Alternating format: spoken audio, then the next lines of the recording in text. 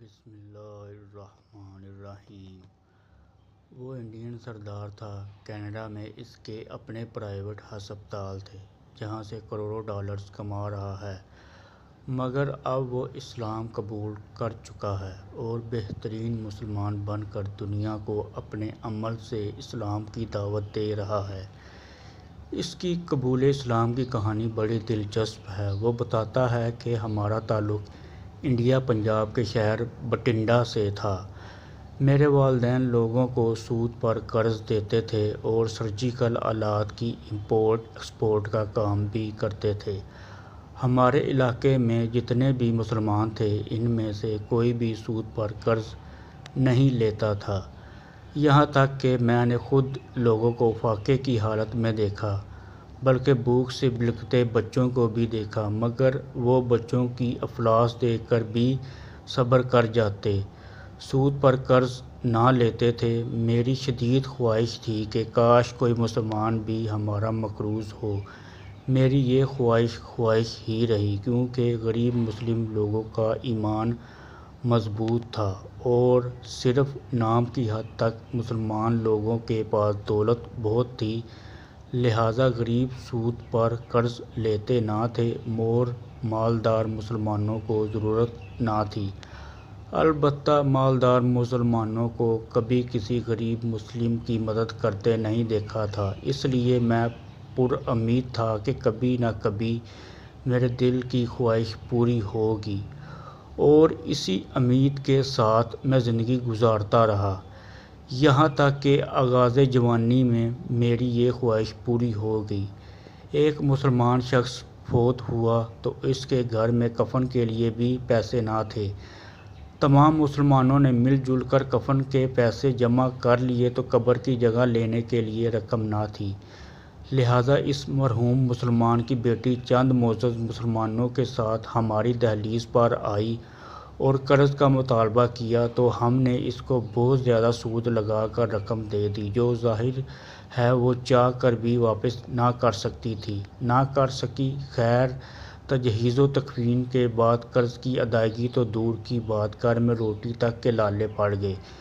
میں نے مقررہ وقت پر والدین کی اجازت سے لڑکی کو قرض واپس کرنے کے لیے مجبور کرنا شروع کر دیا، یہاں تک کہ لاکھ کوشش کے باوجود جب وہ قرض واپس نہ کر سکی تو میں نے اسے اسلام چھوڑنے یا اپنا گھر ہمارے نام منتقل کروانے کا کہا، تو وہ اپنا گھر ہمارے نام کروانے پر رضامند ہو گئی۔ جب گھر ہمارے نام منتقل ہو گیا تو اس نے مجھ سے ہاتھ جوڑ کر کہا، اس کی والدہ بوڑھی ہے، بستر مرگ پر ہے، لہٰذا والدہ کا وقت پورا ہونے تک اسے مہلت دوں۔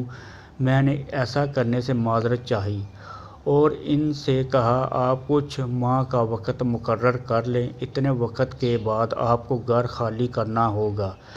لڑکی نے والدہ صاحبہ کی حالت دیکھتے ہوئے 8 ماہ کا وقت لے لیا۔ میں نے بھی خوشی خوشی دے دیا، مگر 8 ماہ میں وہ بوڑھی عورت لڑکی کی والدہ زندہ رہی، اور جب میں گھر خالی کروانے گیا تو اس بڑھیا نے مجھے اپنے پاس بلایا اور کہا کہ اگر تجھے اس گھر کے بدلے 7 گھر بلکہ 70 گھر مل جائیں تو کیا تم میری بیٹی کو تنگ نہیں کرو گے؟ میں تو پہلے ہی سود کا کاروبار کرتا تھا، مجھے 1 بدلے 7 کا سودا بھی بہت تھا، 70 تو بہت زیادہ تھا، مگر میں جانتا تھا بڑھیا مذاق کر رہی ہے، کیونکہ وہ چاہتی ہے جب تک زندہ ہے در در کی ٹھوکریں نہ کھائے۔ لہٰذا میں نے بڑھیا سے پوچھا کہ آپ مجھے کیسے 1 بدلے 7 گھر اور 7 کے بدلے 70 دے سکتی ہیں؟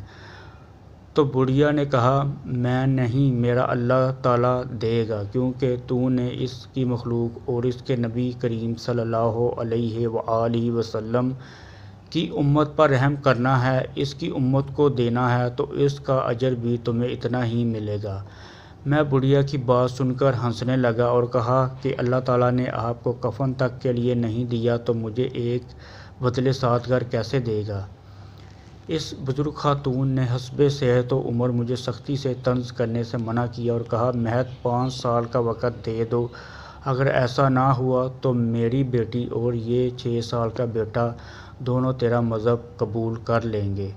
میں نے بڑھیا کے سامنے اس کی نوجوان بیٹی اور معصوم بیٹے سے یہ بات پوچھی تو انہوں نے ہاں میں سر ہلایا۔ میں نے گھر کے کاغذات ان کے حوالے کر دیے۔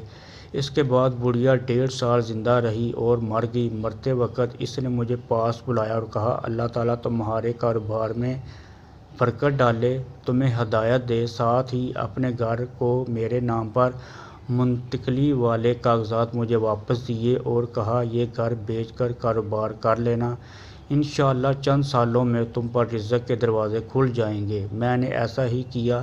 بڑھیا کے بیٹے اور بیٹی کو اپنے قریب چھوٹے سے گھر میں منتقل کیا اور گھر بیچ کر دوست کے ہمراہ کینیڈا میں کاروبار شروع کر دیا۔ میرا کاروبار وہاں بھی امپورٹ ایکسپورٹ کا ہی تھا اور وہ کاروبار اس قدر تیزی سے پھیلا کہ میں نے 1 سال بعد ہی نہ صرف بڑھیا والا گھر واپس لے کر اس کے بچوں کے حوالے کر دیا بلکہ کینیڈا میں بھی گھر خرید لیا۔ لاکھوں کروڑوں ڈالر کی میری آمدن ہو گئی تو میں کینیڈا منتقل ہو گیا۔ وہاں میری ملاقات ایک پاکستانی سید سے ہوئی جو اسلام کے داعی تھے۔ انہوں نے مجھے راہ ہدایت کی طرف بلایا اور میں نے اسلام قبول کر لیا۔ میرے ساتھ میری فیملی نے بھی اسلام قبول کر لیا۔ جب ہم لوگوں کو سود کے گناہ کا پتہ چلا تو ہم لوگ توبہ طائب ہو گئے۔ میں نے کینیڈا میں اپنا پرائیویٹ کلینک بنایا، اس میں انگلش ڈاکٹرز رکھے۔ اس بڑھیا کی بیٹی اور بیٹے کو کینیڈا بلایا اور لڑکی سے شادی کر لی۔ لڑکے کو ڈاکٹر بنا کر اپنے ہسپتال کے حوالے کر دیے جس کی اب کینیڈا کے مختلف شہروں میں شاخیں تھیں۔ میں نے خود کو بزنس سے الگ کیا اور اپنی بیوی سے اسلام سیکھنے لگا۔ یوں مجھے سمجھ آ گئی کہ کیسے اللہ تعالیٰ نے مجھے 1 سے 7 کر دیے اور کیسے اللہ تعالیٰ اپنی مخلوقات پر رحم کرتا ہے۔ میرا یہ ماننا ہے کہ اسلام میں فقط مسلمانوں کی نہیں بلکہ پوری مخلوقات کی فلاح ہے۔ میری بات پر جس کو یقین نہ ہو وہ آزما کر دیکھ لے۔